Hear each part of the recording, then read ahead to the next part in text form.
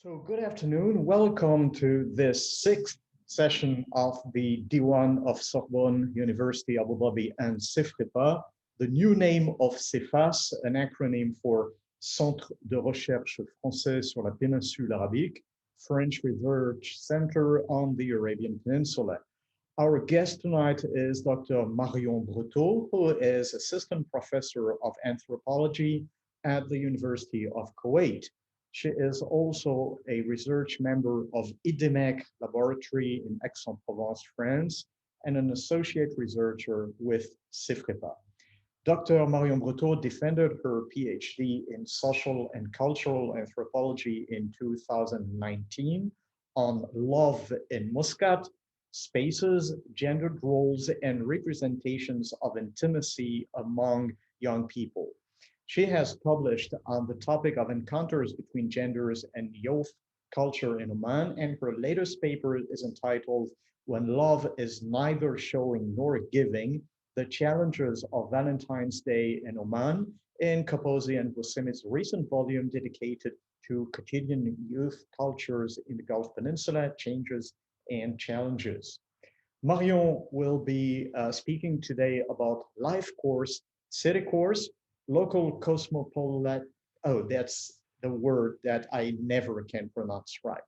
Local cosmopolitanism seen by youth in Oman, offering perhaps a different take on cosmopolitanism than what we heard during the last session from Delphine El-Karawi on Dubai cosmopolitanism. Why did I put so many cosmopolitanism in this presentation? Since, as Marion phrases it, the Omani capital is distinguished from other cities in the Gulf region as it rather tends to illustrate a form of local cosmopolitanism. Besides the numerically lower presence of foreign populations, the concentration of activities that take place in Muscat makes it a synonym for promises for the future for many young people from the interior regions who come to study and to find their first job afterwards.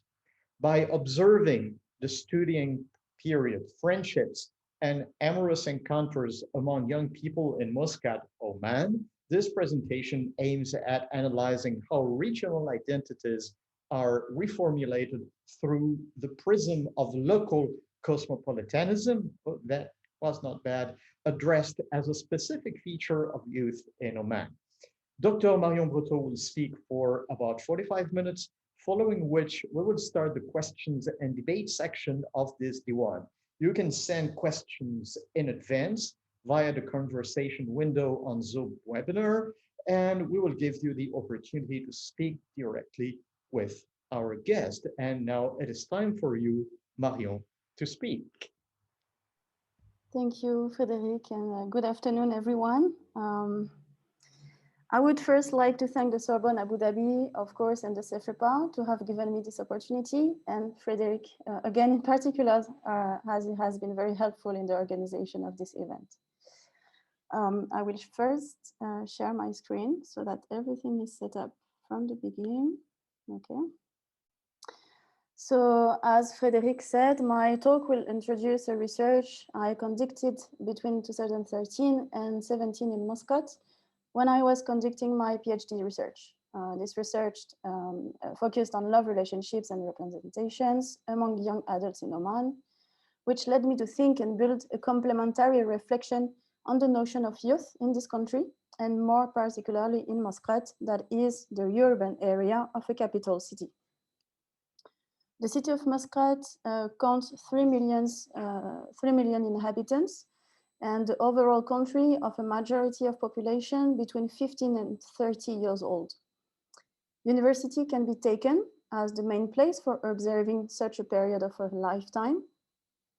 Universities in Oman have actually developed in Muscat for the most part, counting a total of approximately 30 universities and colleges all over the country, and 20 of them are in Muscat. As you can see on the map, the black circles represent the different places where they are located in the country. Some are located in Nizwa, in the Dakhiliya, close to Muscat.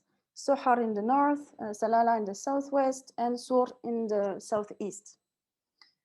The geographical repartition of universities and colleges induces that many students enroll in those located in Muscat, as it will host people from most of the northern regions of the country that correspond also to the most inhabited parts of Oman after Muscat governorate.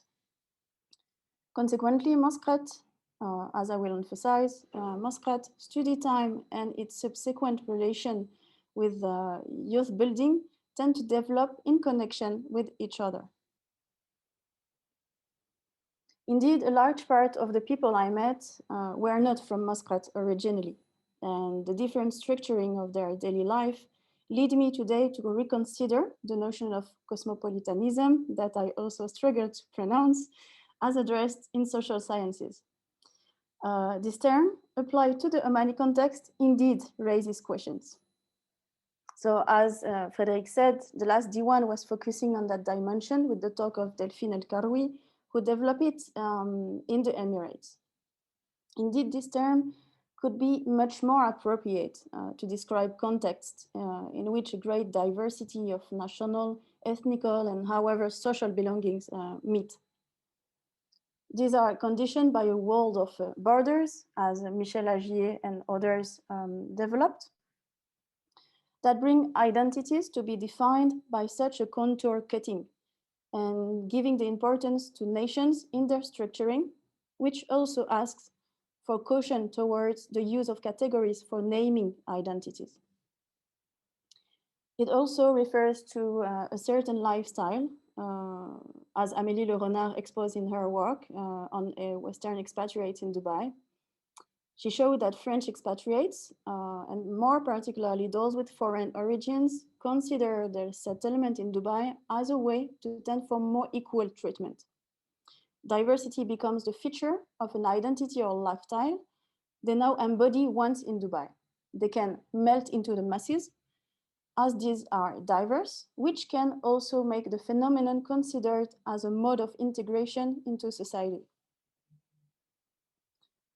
The notion of canopy, as developed by American anthropologist Elijah Anderson, is also a way to address this phenomenon.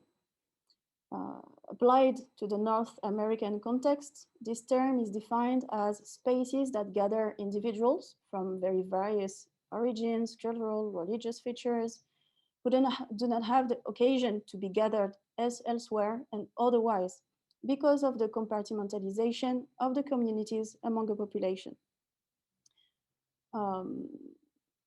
One can indeed think of a city, a capital, or a shopping mall, for example, which has been observed in some works with the notion of a canopy.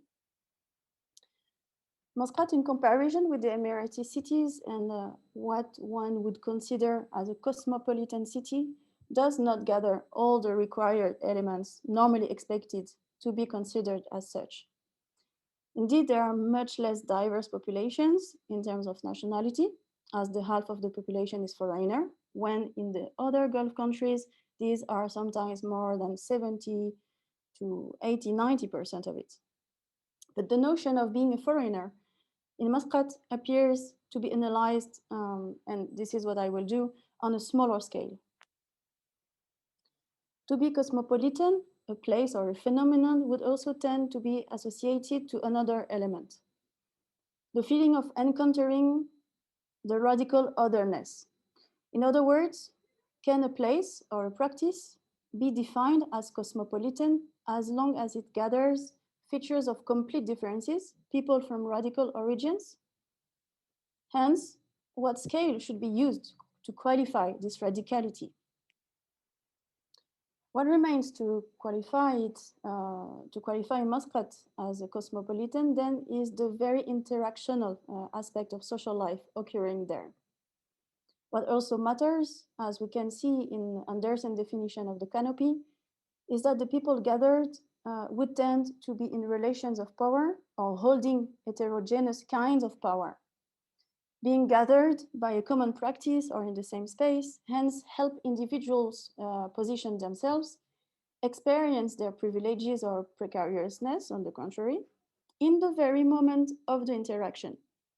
By this, I mean that, for example, privileges can appear through symbolic aspects or bodily habitus, gestures, behaviors, ways of speaking, uh, ways of dealing with the others. This idea of the heterogeneity of power is can also be found in Anouk de Koning, who observed cosmopolitanism in Egypt as a lifestyle also for a purpose to distinguish or stand out socially. As analyzed in Abu Dhabi, a large part of youth is what one could call the second generation of Arab migrants, or what Laure Assaf named Arab youth. That is, youth who were born either in their parents' country, either in the Emirates, having lived their life in Abu Dhabi while holding their parents' nationality. This in the Gulf makes a great difference and a great particularity, as a person enlargement on the legal and ordinary life levels rests on this very specificity. In this configuration, otherness is also a nuanced one, as these Arab youth develop a social life and identities on the basis of what I would name Arabness, whatever the national origin. So if cosmopolitanism refers to evolving in an environment defined by radical otherness, as it could take place in Abu Dhabi, there's also an effect of recomposing identities on the basis of common features. At the end, what makes these youth cosmopolitan individuals is that this recomposition occurs by the intervention of indeed also very different and outgrown international belongings and practices in their daily life, by the presence of an imposing diversity. Other dimensions, such as the variety of legal status, make individuals live as foreigner in their own city always, which is another aspect to take into account in the Emirates context. With that in mind, cosmopolitanism is in Muscat rather what I will call a local one, and it induces similar dynamics of identity recomposition in an environment of diversity, but on a very local, regional level among the national population. Universities are a telling example, as I said, for observing the repartition of the population in terms of national belongings, and could eventually refer to the notion of canopy too. Foreign students are few. They can't enroll in universities if they do not hold scholarships and specific agreements. And as a consequence, the student population is rather made of Omani people, and for the most part, who come from the interior, the other areas than Muscat, that I will now call the interior regions. The reason is indeed the few presence of colleges back there. And in addition, many of them face the issue of not being accepted in the university program of their choice in their own city, which brings them to Muscat. Most of them attend bachelor degrees, and an obvious difference happens between girls and boys at their arrival. Some campuses provide with accommodation, as it's the case for SQU, the Sultan Qaboos University, the main university, public one of the country, but only for faculty, staff, and female students. These are collective dormitories, and buses would drive them from their dorm to the main center of the campus, even though these are not too far by foot. Girls can leave the campus by respecting a curfew time. Those who live in dorms are, for the most part, girls who are originated from the rural areas. The girls I met would come back to their home city every weekend if they were from close regions, such as Dakhiliya, while others were staying longer as their family lived far away from Muscat.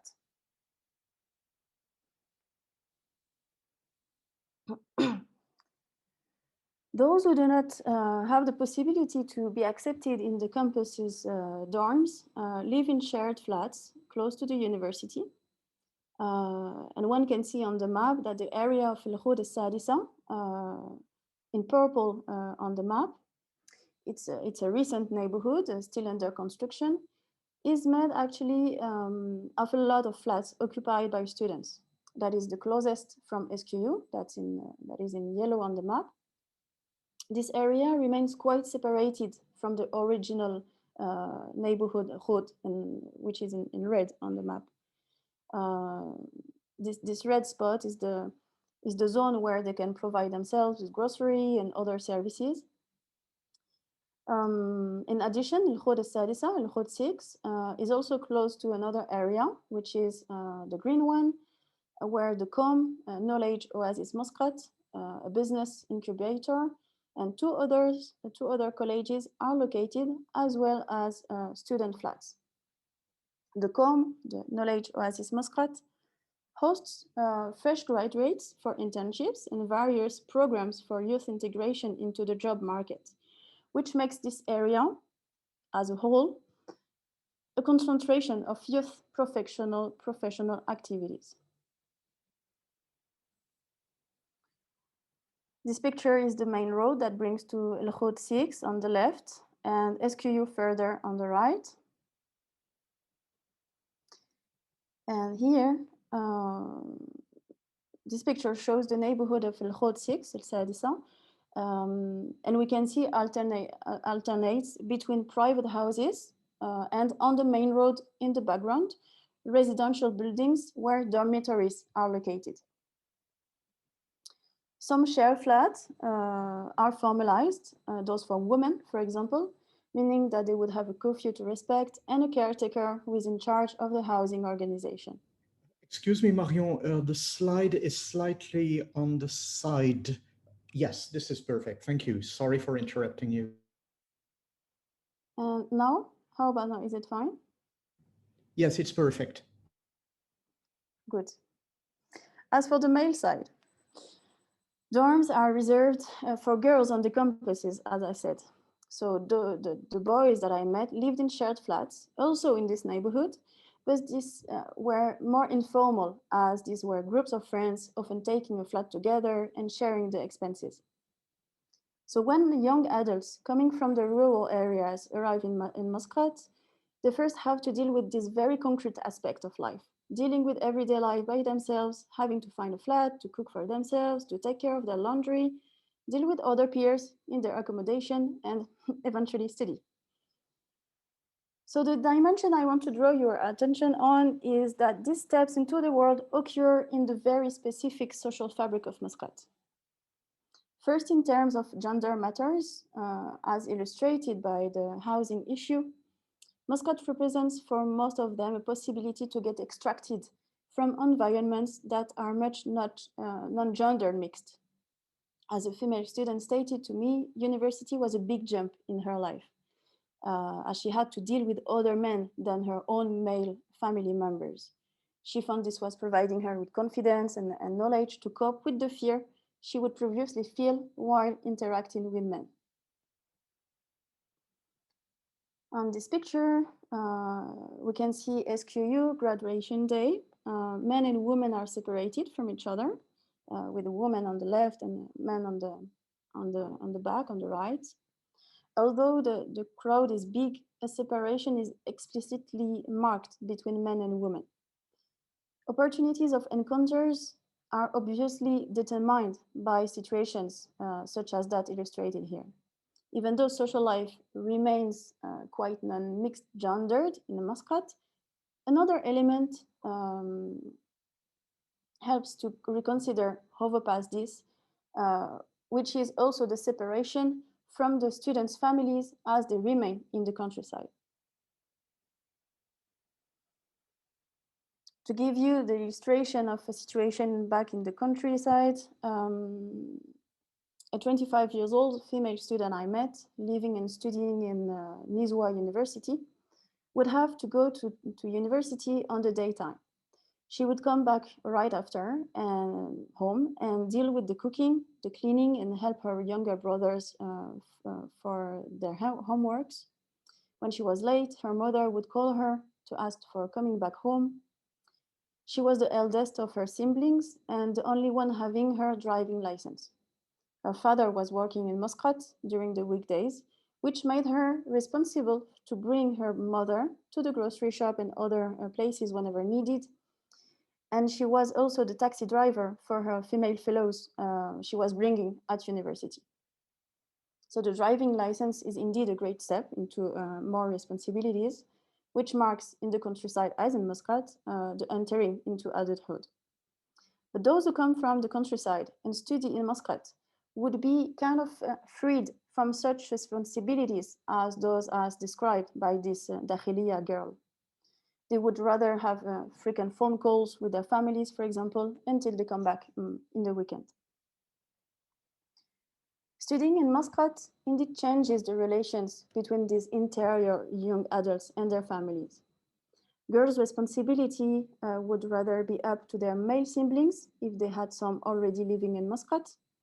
This is what another person, originated from Liwa in the north of the country, explained to me. This is because her older brother was already studying in Muscat that her family enabled her to go study there. Moreover, because this was at the same university as him. She would stay at the campus dormitory when her brother was staying in a shared flat with male friends in Al Khoud 6. Conversely, her brother told me his family was expecting more from him than if he stayed in the countryside. His family paid him driving lessons and a car so that he can drive her sister to places in case of need in Muscat and to have them come back every weekend in Liwa. This duty was felt as a constraint for him, as he put it, as something he would not have done before her sister starts studying in Muscat. And also because he would come back to his family only every 1 or 2 months before.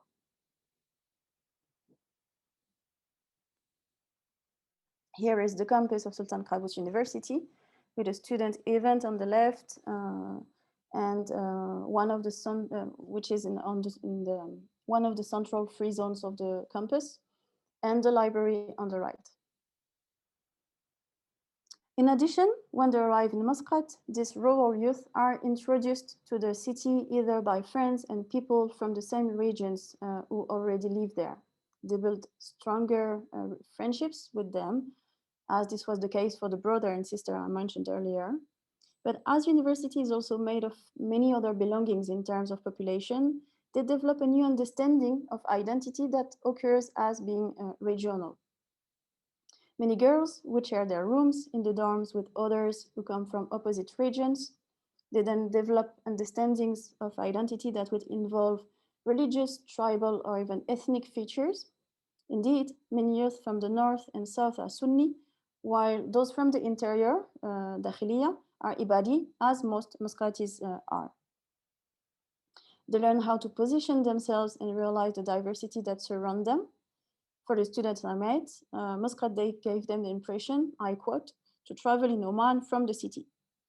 Female students, for example, would mention the experience of cooking together in the dorms and discover new habits. A specific example is that of ethnic belongings. In Muscat, they would meet people who are Lawati, who are Shia, and Baluchi, who are Sunni, to make it short, communities that would find their origins in modern Iran. The Swahili communities are another interesting example. They are Ibadi and live in Muscat for the majority and kept ties with the African countries their ancestors would have occupied for the 2 to 3 past centuries. Their ties with East Africa are still vivid and maintained until today. So interior youth realize the relations Oman holds or would have held in the past abroad, providing them with a larger scope of their own country. As they speak Swahili, which is an entire different language, they would share and have the others discover their dialects, as interior students would also do regarding their own regional dialects with one another. Taking into account the new independence and social fabric they live in once in Muscat, some youth develop more amorous relations. Their Muscati fellows would have more difficulties setting up dates and encounters as they can meet people they know or family members in public spaces. On the contrary, Those from the countryside leave it more freely, regard this domain, and to quote the brother I mentioned before, what happens in Muscat stays in Muscat. A student, another one, originated from Liwa, for example, described to me how university and his overall settlement in Muscat gave him the opportunity to meet girls for the first time. And he put it in a way as if Muscat was not only a city or a space, but an experience, that of the first experiences for the entry into adulthood. As he took a position in student associations, he would meet girls for study matters, but he also managed to go out, frequent coffee shops, and organize rendezvous and encounters outside the campus. Most of the girls he met were also from other areas, because an implicit attitude of self-control led him to have more interactions with girls who then are not from the same region as him, so that he could be sure his activities and encounters and those of the girls would not be known back in Liwa in the north, in his city. As he stated, what matters was the potential consequence of his behaviors on his family reputation back in the city, which shows again how ties would eventually exceed the definition of Muscat as a space only.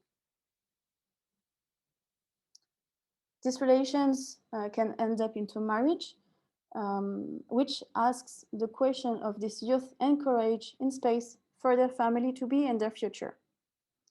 The case of Ahmed and Fatima, as I will describe, shows how regional belongings find themselves redesigned through the experience of marriage and, let's say, Muscati experience. Ahmed is Ibadi and comes from the region of Batina in the north, and Fatima is from the Sharqiya in the south, and she is a Sunni. As they met at their workplace in Muscat, members of Ahmed's family stated to me that such an alliance would only be possible thanks to the Muscati experience. Following Ahmed's family practices, the wedding and other parties related to their marriage occurred in his hometown in Rostak in the north. Fatima's family then accepted that condition because they also considered that a woman should settle at her husband's place once married. For both their family, the marriage expenses should be on the husband's one. Nevertheless, Fatima's one family accepted participating in the costs. The closest members of her family rented a minibus to travel from Sur in the south to Rostak in the north. The bride's family decided to hire a group of female musicians in order to ensure having some of their own musical preferences represented at the wedding. The group came from Sur and traveled with the family members.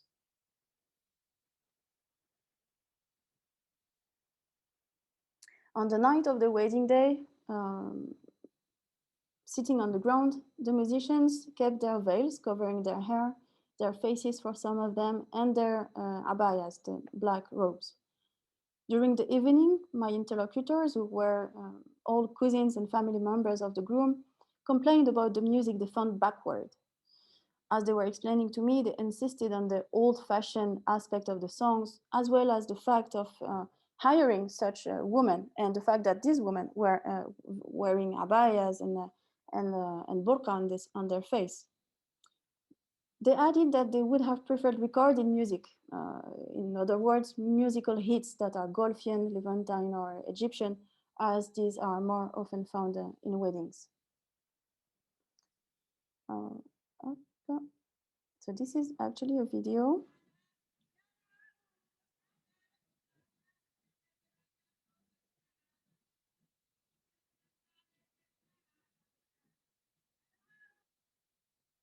So please excuse me because I'm not a camera woman and very bad in taking pictures, but this was just to give you a small taste of what I'm describing to you. So the depreciation of the musical style by the use of the term retarded, backward, old-fashioned, continued during the lunch occurring the next day at the parents' home of the groom, where the couple would settle. The young bride was dressed in an outfit from the Sharqiya that is composed of pants or sarwal with ankle cuffs embroidered with silver or metal, a waxed robe, and a black embroidered overdress or thobe. My interlocutor again told me how ugly she found this dress, while the groom's cousins agreed. Here is the dress. On the right picture, you can see other embroideries that are on the backside. These dresses are heavy to wear as they are woven with the silver threads, and the fabric of the first layer is waxed, without mentioning the numerous gold head jewelry and necklaces. As everybody was eating in the different living rooms of the house, the bride was sitting in the corner of one of them, um, next to her mother and sisters.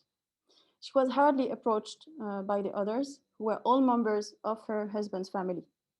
Around me and in the other rooms, the groom's mother and cousins were on criticism again. Not only the dress was different from what they were used to seeing, but the most shocking for them was the presence of her mother and sisters. Indeed, this day, also called the Sabahiyya, marked the separation between the bride and her own family. From that day, and for a period of a few days to a week, the brides are waited to remain separated from their own family to stay there and try into a new one.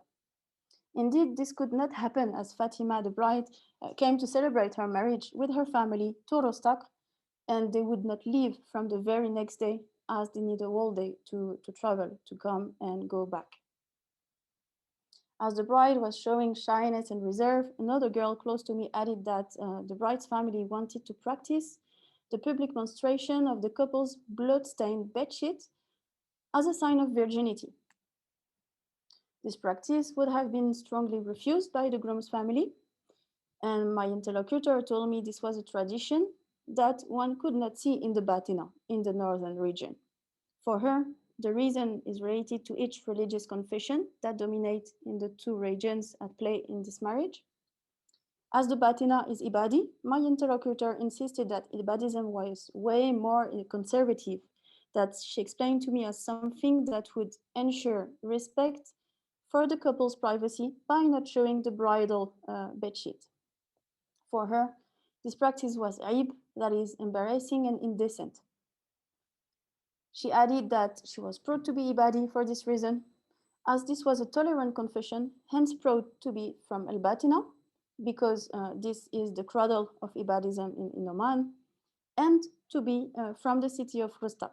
Indeed, this city was one of the historical capitals of the Ibadi Imamate before its consolidation with the Sultanate.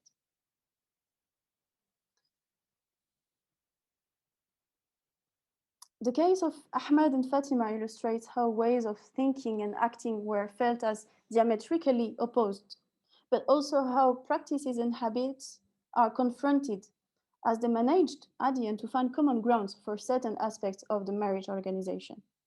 Nevertheless, that their encounter could not have taken place in any other context than Muscat.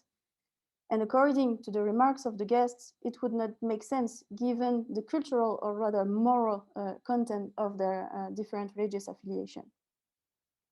This example is very specific to this generation compared to the parents' level and new, as such a face-to-face seemed to be so new and unusual to everyone.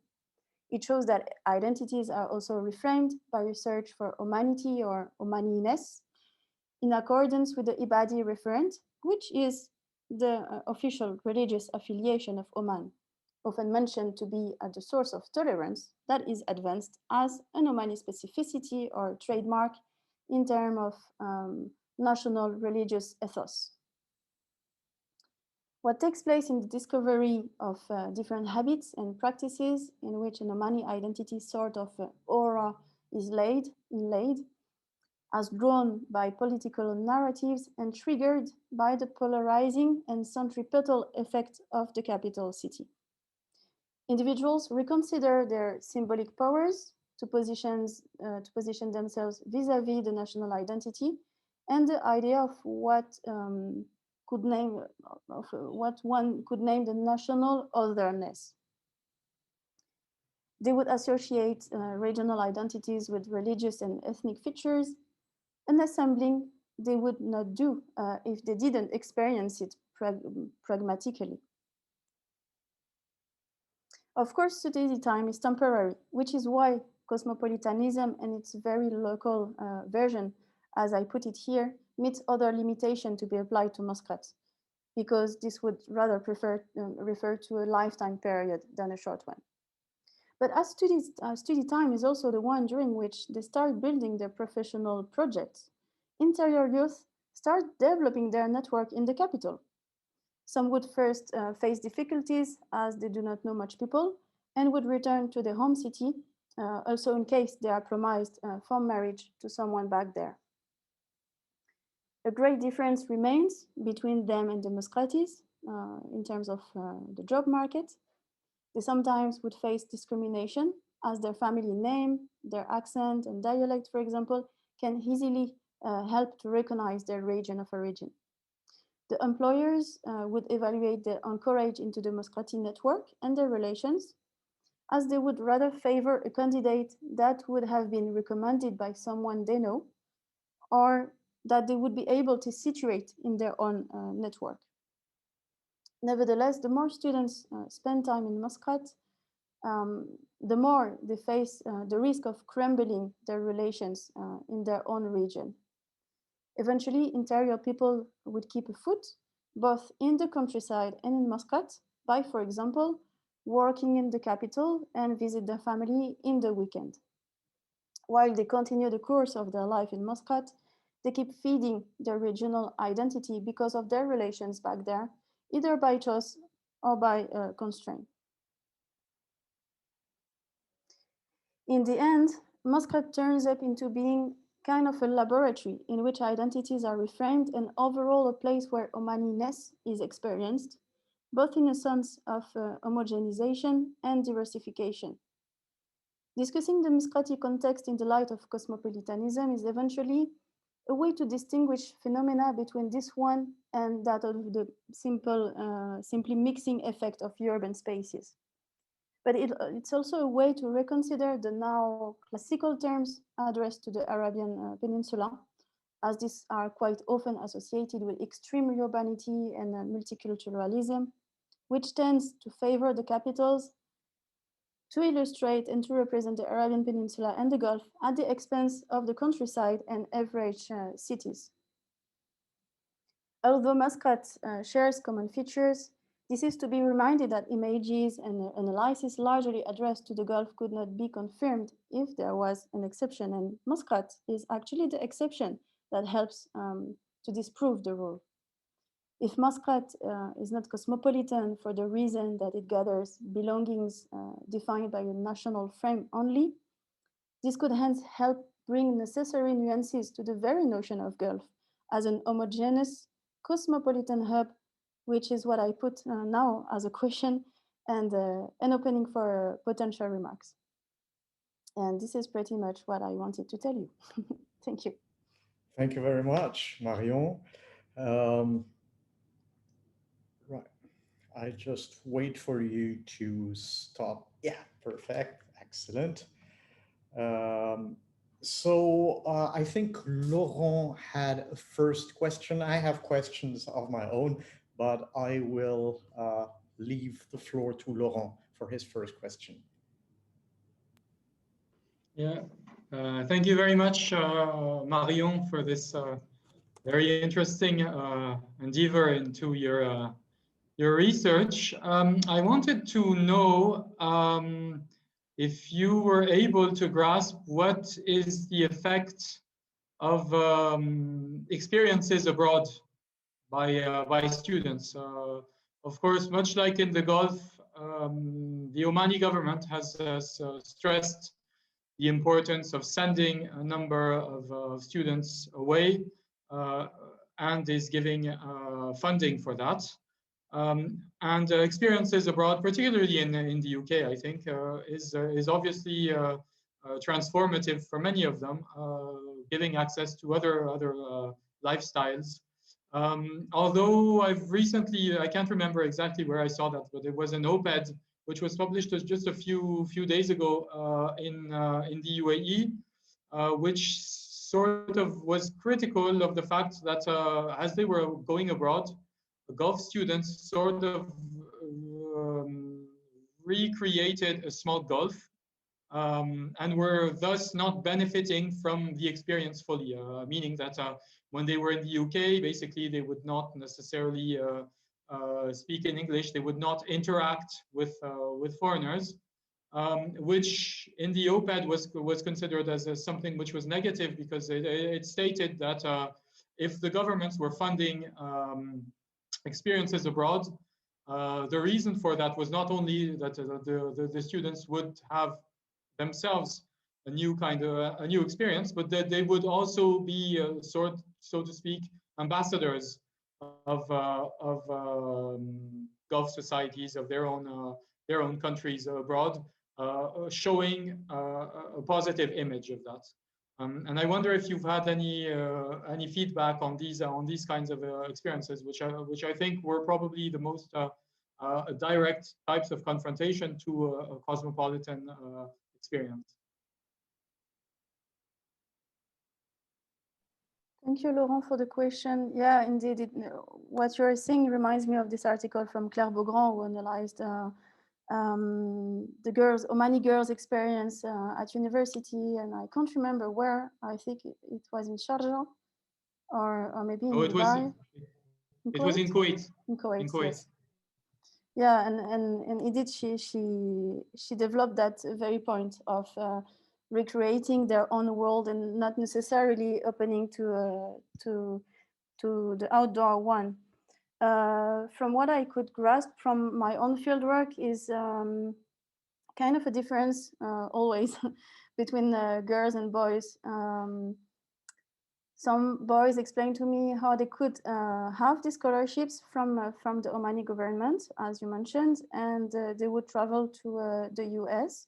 I have in mind 2 of them, and they were more talking to me about this experience as a place where they would do all what they couldn't have done in Oman, meeting girls for the first time. Also, there's that case of this student that also did kind of a buzz on the internet because he decided to work at Starbucks, although he had enough funding to live appropriately, but he wanted to confront himself with the way his American fellows were living. So this is why he decided to take this job. And this had him confront himself to many other things regarding his own society. As what he explained, he did a Twitter post about the topic, and he was interviewed by many other Gulf radios and YouTube channels. He explained that for him, it helped him understand how finally, eventually, his own society was kind of compartmentalized in terms of, job market issues regards the nationality and so on. Because if he was in Oman, he would have never done such an experience. As for the girls, those that I met, but I don't know if it can be generalized, but those that I met would rather travel in Europe. I particularly think of England or Germany or Cyprus. And those that I met again traveled there only if one of their family members was already studying or working there. For example, one girl was studying in Cyprus, and she did it because her two brothers were already studying there. And once she had an opportunity to have a scholarship in Turkey, she had to cancel it because no one was willing or unable to follow her there. So this is pretty much it, what I can say about this topic. Thank you very much. Our next question will be from Aurélien Collard. Aurélien, can you open your mic? Yes, thank you so much. Very, very interesting, to be honest with you. I'm not anymore in UAE. I used to live in Dubai and Ras Al Khaimah during 4 years. I'm not in the Middle East anymore. and I was subscribing to the Sorbonne newsletter. And when I saw this this conference, I was very interested, so I joined, and I listened very carefully to you. Thank you so much, Marion, for the speech. I was just wondering, like, how is it possible that you succeed to have interaction with so easily with so many students in Oman? From my experience, I stayed 4 years in UAE. I succeeded to have one friend which is local, but it was not in Dubai, it was in Ras Al Khaimah. And I think maybe the mindset of the Emirati between Ras Al Khaimah and Dubai, it's a bit different, and it was easier for me to interact with him. But I was wondering, like, I'm so surprised, but positively surprised, that you had the opportunity to interact with so many people, so many students, that they talk with you openly about their feelings and everything. So I was just wanted to know, like, how did you do? And do you think the same kind of work and deep dive session and deep dive talk that you had with the people in Oman could have be the same in other regions such as Saudi Arabia or United Arab Emirates? That's interesting, because I wanted to start my talk about that dimension, because as I said, my main topic was love relations. And in anthropology, the main methodology is participative participant observation. And if you want to use this method for a topic such as love, this would have meant many things that, of course, I didn't do, like falling in love with someone, following lovers, or observing, or rather spying lovers in parks, for example. So this is actually why I try to adapt this methodology by actually trying to find ways and places to follow this youth lives, and then gather as a secondary way of observing this very topic of love. So in the first times, I was actually indeed related to and associated to expatriates or Western places and activities, but that was by, touch by touch, contact by contact, that I ended up and decided to follow the youth activities, and so I did sport activities. I enrolled to yoga classes, to meditation classes with Omani people, and I tried my best to escape from the Western and the expatriate environments. But as you put it, the last question, would this be possible in other Gulf countries? I'm not sure, and this is also because of the very topic of our discussion, that the country of Oman is much less, let's say, compartmentalized in terms of national identities, for the other reason that there is much less people from representing other nationalities. So it changes a lot, actually, changes a lot of things. Thank you. We have a question now by Ahmed El-Mukhaini. Thank you very much for the opportunity, and thank you, Marion, for a very interesting walkthrough of your time and your observation in Oman. I would like to perhaps touch upon what I call as social schizophrenia, and particularly between Omanis living in Muscat with roots in the interior or outside Muscat, and how they maintain, as you said, a foot in each camp. In that regard, my interest perhaps is in the dynamics of finding a partner, a spouse, a wife or a husband. I had some access to some data which suggested that for some time, higher education institutions provided an avenue for boys and girls, men and women, to find their future spouses. And that was later supplanted or replaced by the workplace as an opportunity to find their spouses, to actually fall into love and find somebody maybe from a pragmatic perspective or on a love basis. My question perhaps is, to what extent you have been able to observe this dynamic, and to observe that the workplace now, to an extent, is providing this opportunity for men and women, particularly young ones, to meet each other and develop their partnership, their marriage, I mean. Thank you. Thank you, Ahmed. This is, of course, the limitation of my methodology. So indeed, I could not enter too many workplaces or even universities or campuses. So I was observing the public aspect and the public side of all this happens around there. So actually, but I am not sure if your question is about the methodology or in more depth content. So, but anyway, so if it's in terms of it was about the content. Have you seen in your discussion? Did you see somebody mentioning that they've met this person or they hope to meet somebody during their workplace who would become their husband, future wife, or something like this? Yes, and totally, and then as a consequence, completely breaking the confidence between the family back in the countryside and themselves, more particularly again for girls, as they would probably be promised to someone back there in the countryside from the family or not. But this is what happens, yeah.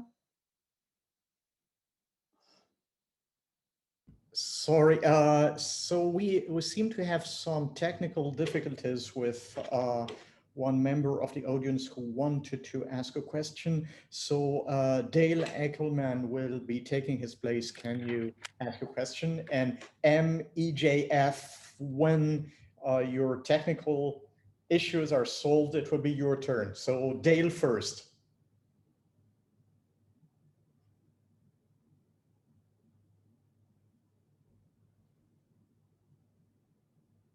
Dale, can you open your mic? Yes, opening my microphone might help. Thank you. My question relates to what happens when you have cosmopolitanism meeting what you've already described as family pressures and regional pressures. Several years ago, 4 years ago, at the University of Nizwa, I met with a table ronde of women because I find it easier to speak in groups with people rather than one-on-one, which would be suspect given my gender. And one woman from the Batina explained that she was offered a job at a bank, which at that time was unusual because it's hard to get white collar work, as we would call it. And she said the reason was that one uncle, not living with her or anything, or living with her immediate family, objected to her being anywhere where she would be mixing with men. And to a little bit of my surprise, women from elsewhere, Sor, of course, the nearby areas of Nizwa as well, were saying the same thing, that they recognized that they had to persuade their extended family or key people in their extended family that it was okay to accept jobs of a certain sort. To what extent, that's the sort of situation that I think would probably be changing relatively fast, but I'm not sure. In the time that you were doing work, would you see any move away from the necessity of dealing with extended family, brothers, uncles, and so forth, before one could accept a job offer? Thank you, Dale. Regarding the extended family role in this kind of stories, I couldn't answer to you. But what I could see is kind of the same phenomenon, and not only in the Batina, but also in Dakhiliya.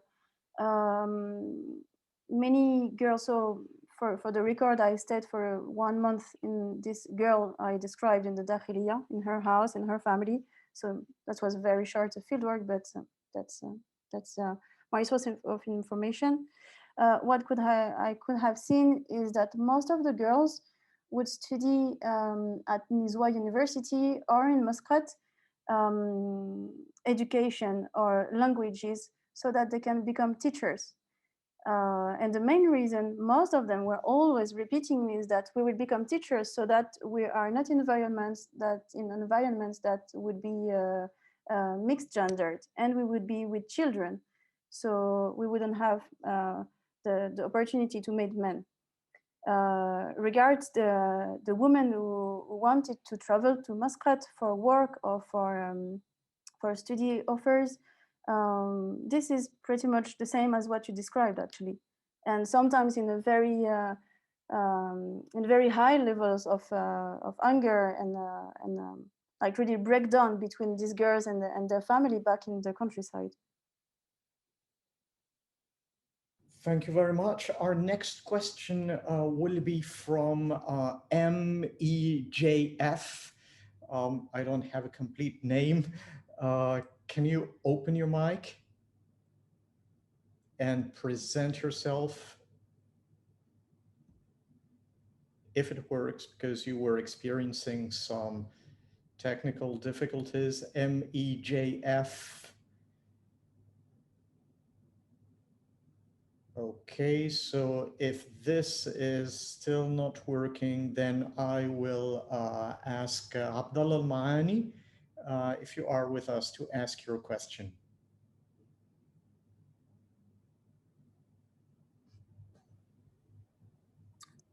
Good afternoon from here, from Muscat. This is Abdullah Al-Maani, Omani Studies Center, Sultan Qaboos University.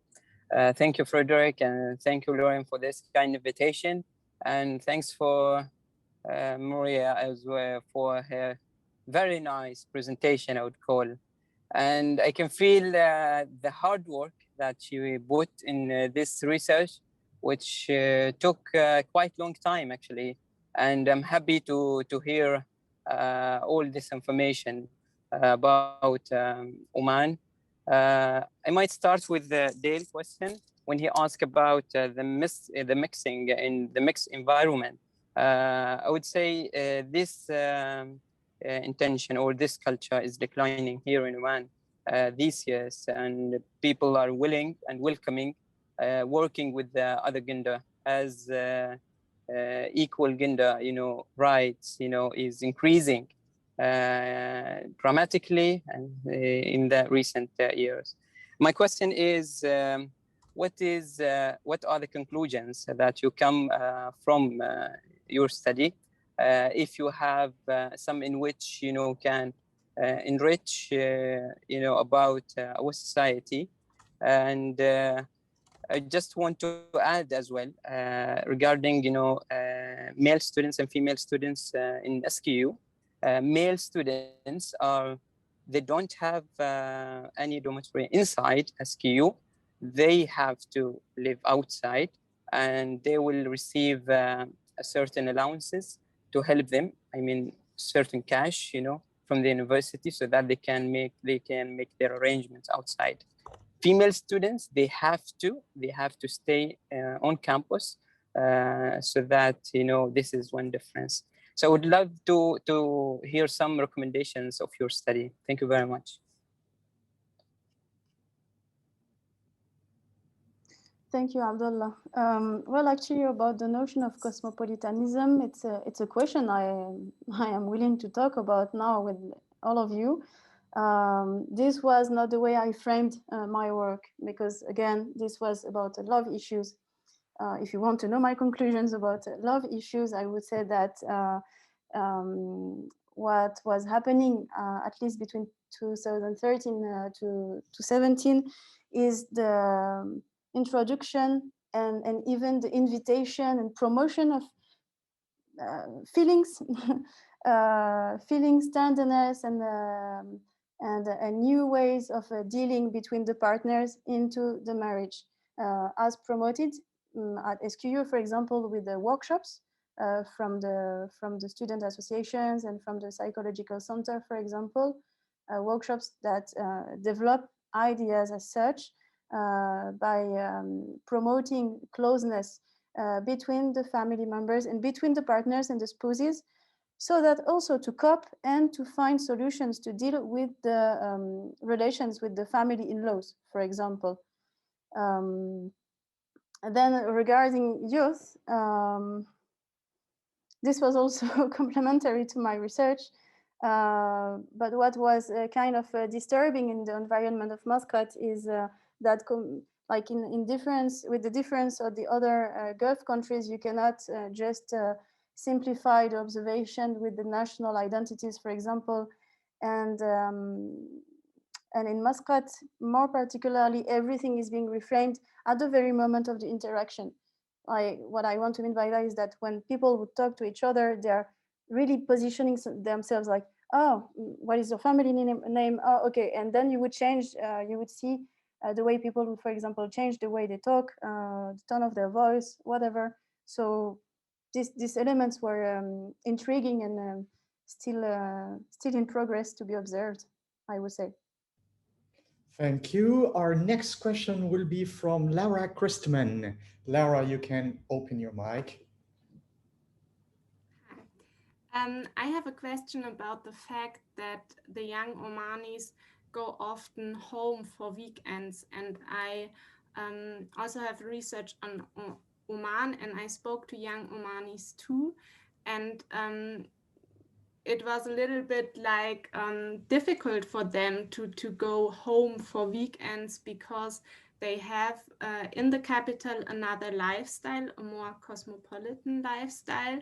And then when they go home, it's like, yes, different. And what is your experience about this mobility and local identity maybe for young Omanis? How do they experience the weekends home with their cosmopolitan background from the capital?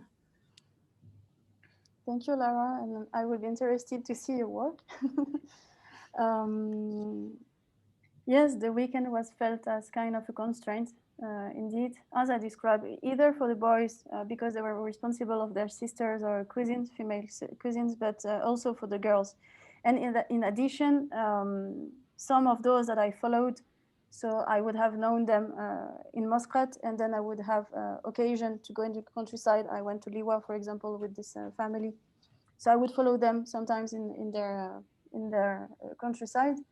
What was making it even more constrained was that they would go back in the family for speaking about marriage and for speaking about who you're gonna marry, let's organize the marriage, and all these details that, as you said, were something that is not part anymore of their life when they are in Muscat, which would tend to them to associate also for the very topic of marriage something as a constraint and something that they cannot even accumulate with the idea, with the experience of Muscat.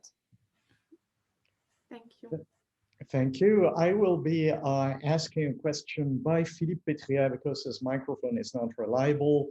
So he is wondering about the students who are engaged in couples and those students from rural origins. Do they always plan to stay in Muscat? Are there couples or partners who once married elaborate plans to move back to the rural regions or are planning to go abroad? In other words, what are the frontiers of their cosmopolitan imagination? Is it an urban frontier? Is it a global frontier? Yeah, thank you, Philippe, for the question. It's helping understanding to what extent cosmopolitanism can be applied to Muscat.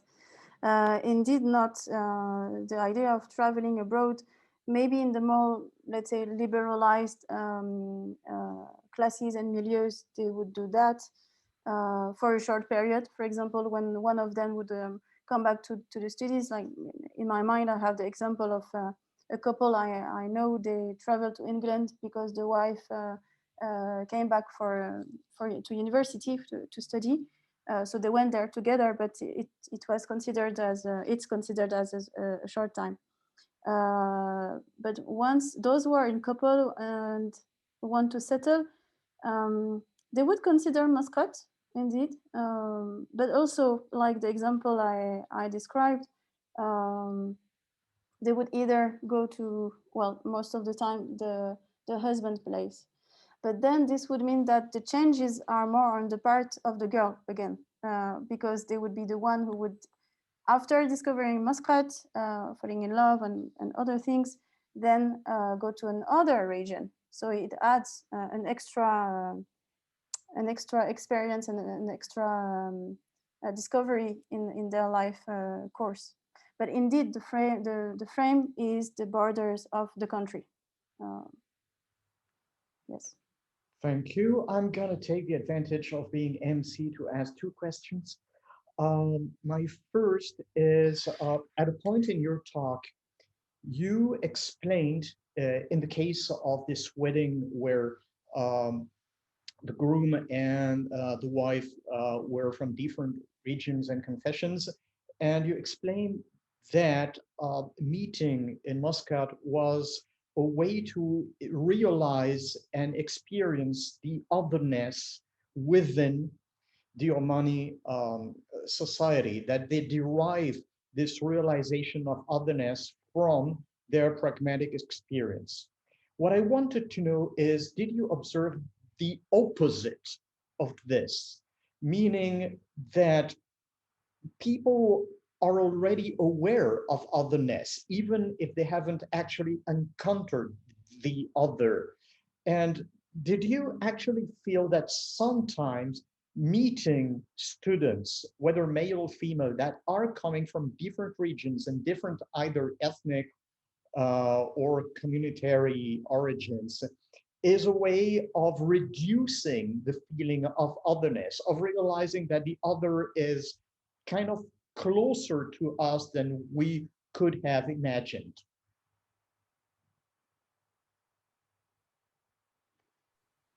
I don't have concrete example in my mind, but it sounds very applicable to what I observed.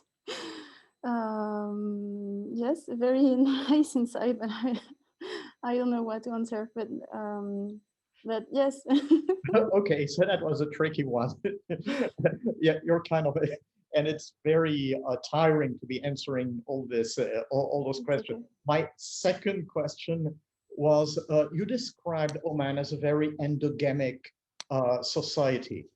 And the fact that meeting in Muscat is sort of reducing this endogamic dimension of the society. Is this something that is only observed by experience, or is it also a matter of debate? Something that is discussed in the press, something to discuss as a public issue, that we are an endogamic society and maybe we could become less endogamic, or is it a good thing? Is it a bad thing? Is this something that is debated among Omanis? I don't really know concretely. What I would say is that what you would more find on TV or magazines or on the internet or popular news is the idea of nationality, but not that of region, not that of ethnic, not that of religion. But in a sense, it's redistributing the way people would, as I wanted to say, actually, it's redistributing the way people would associate a region to an ethnic, to a tribe, and so on and so on. But on the part of the public discourses, narratives, I would say it's more on the level of the nation. Thank you very much for this answer. I think Laura Saab will have the final question, and then we can call today. Laura, can you ask the final question? Yeah, thank you very much, Marion. It's always great to hear you talk about your work. I have a question that kind of follows up on Philippe's question on this cosmopolitan imagination, sort of, because you talked about the creation of national others, which I think is a process that exists in all Gulf countries, but always sort of targeting a different group in each country, which is kind of interesting to witness. But I was wondering, on a broader level, how much is this, or do the youth you've met actually talk about a sort of Omani exceptionality, or do they? How is their imagination precisely shaped by reference to or by contrast with other Gulf countries? Like, for example, I was noticing recently how in many Saudi cultural productions, Abu Dhabi and Dubai seem to be sort of a very aspirational space for many Saudi creatives, and it's always sort of discussed in that way. I was wondering if that's the same for the young Muscatis, or how does that, how do the rest of the peninsula participate in their imaginations, let's say? On the basis of productions like youth productions or video clips and YouTube channels, they would indeed emphasize on the Omani part and the Omani dimension of their daily life and their own cultural, musical, video productions. But there would always be that kind of shadow more from the Emirates. Sorry for Saudi Arabia, but more from the Emirates. That is the place where everything happens, and that they consider as cosmopolitan, because they would go there to escape from the quiet environment, the quiet environment of Muscat. Even if these would be people from the countryside living in Muscat, the Emirates and Dubai remain the reference for whatever happens for them. I actually have a follow-up question to that. Sorry, I don't want to overwhelm you, but have you met any working youth? That is, I was thinking about how this also sense of, the UAE being a more cosmopolitan place, or this question of mixing when with the mobility that goes with university, might also differ for young people who become taxi drivers, for example, because I guess that's one of the main differences that I see between Oman and the UAE, that nationals actually do mix in the professional work at more various levels than they do in the UAE. And so I was wondering about this. So if I reconstruct if I understand well, you will tell me if I'm right. In what context people would meet in terms of national differences? No, I was thinking about how these thinking about cosmopolitanism or about what urban life produces in Muscat might differ between sort of working youth or people who have already joined the workforce, in particular at the sort of lower skilled professional levels, by comparison with the students, for example. I think I got it. And I would say that, of course, once they arrive in the job market, they have more occasion to deal with people with a much more bigger otherness. Because, as I said, universities don't host much foreign students. And again, this would be people with scholarships, and they would stay for the 4 or 5 years of their studies. And yes, and there is also a big question about either you would enter in the job market through the private or the public sectors, because according to each one, you would find more foreigners, and then you would have a less, let's say, comfort or safe zone. And if you are in the private sector, you would have more. No, sorry, it's the opposite. If you enter in the public sector, you then will be with the more Omani people. But then this is another matter of financial issues that make them trying to enter into the private sectors. But again, these are less appreciated because of the very presence of foreigners. Thank you very much, Marion. Maybe we'll have just not a last question, but remarks made by Ahmed Al-Mukhaini, saying that ethnocentrism is a common feature of Gulf country nations, of Gulf countries, as they seek to formulate their unique identities. And he adds that Omani identity or Omani particularism is often celebrated in public discourse and at times undermined in private discourse. There is almost a moral obligation to highlight Omani exceptionalism, says Ahmed. Maybe you want to have a last reaction to this remark?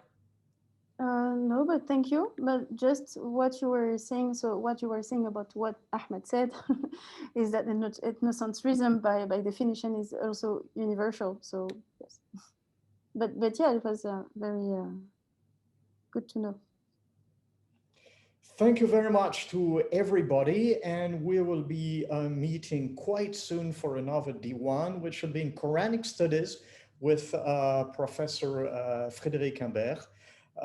Thank you everyone for this session, and thank you very much, Marion, for this exceptionally interesting talk on Omani youth.